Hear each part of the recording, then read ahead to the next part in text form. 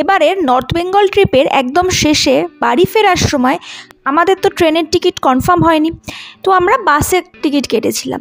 এবার বাস তো রাত্রি 8:30টায়, কিন্তু আমরা শিলিগুড়ি পৌঁছে গেছি দুপুর 3টের মধ্যে। এবার আমরা অতটা সময় কি করব, কোথায় থাকবো, আমাদের তো জানা কোনো জায়গা নেই যেখানে আমরা বসতে পারবো। আমরা ঠিক করলাম আমরা শিলিগুড়ি সিটি সেন্টার চলে যাব। তো ওখানে গিয়ে আমরা ঘুরতে ঘুরতে এই নমনম রেস্টুরেন্টটা দেখতে পেলাম। এটা একটা কোরিয়ান রেস্টুরেন্ট। তো দুপুর হয়ে গেছে, আমাদের খিদেও পেয়েছে। আমরা ভাবলাম যে এখানেই আজকে লাঞ্চটা আমরা সেরে নিই। তো সেই মতোই আমরা ওর ভেতরে গেলাম। গিয়ে আমার তো অ্যাম্বিয়েন্সটা ভীষণ ভালো লাগলো। আর ভীষণ ছোট্ট একটা কোজি একটা সুন্দর রেস্টুরেন্ট, কিন্তু এত সুন্দর করে সাজানো, বিভিন্ন রকমের আলো, বিভিন্ন রকমের সরঞ্জাম দিয়ে খুব সুন্দর মিষ্টি করে একটা সাজানো।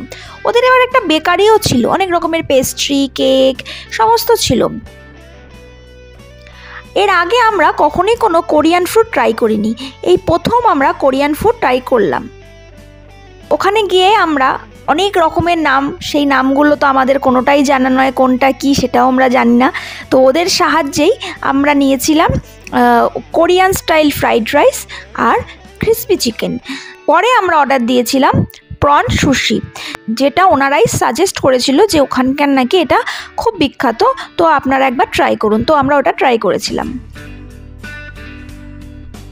একটা বিষয় বলার, কোরিয়ান ফুডের নাকি কোনো গ্রেভি আইটেম থাকে না। ওদের নাকি রাইসটাই শুধু মানে ওয়ান পট ডিশের মতন, ওটা শুধুই আপনি খেতে পারবেন।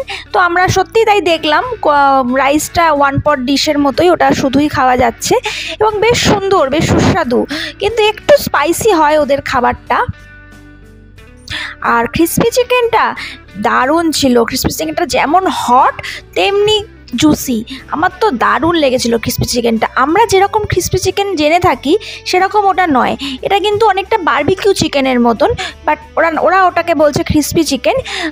কিন্তু অসাধারণ সুন্দর এবং একটা মিষ্টি মিষ্টি বেশ টেস্ট আছে, বেশ ভালো লেগেছিল আমাদের খেয়ে ওটা। এই রেস্টুরেন্টটা শিলিগুড়ি সিটি সেন্টারের ফার্স্ট ফ্লোরের 103 নম্বর শপ।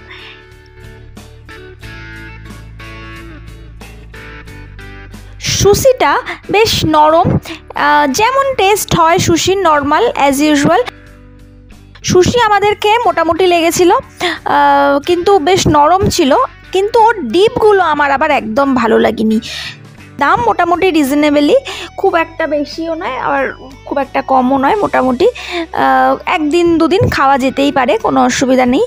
আর আপনি ওখানে গিয়ে বেশ অনেকটা সময় ধরে সময় কাটাতে পারবেন, বন্ধুরা মিলে গল্প করতে পারবেন, আড্ডা মারতে পারবেন। ও আর একটা কথা, এদের কিন্তু শুধুমাত্র শিলিগুড়িতেই ব্রাঞ্চ নয়, এদের আরও ব্রাঞ্চ আছে, এদের দার্জিলিংয়ে আছে, গ্যাংটকে আছে।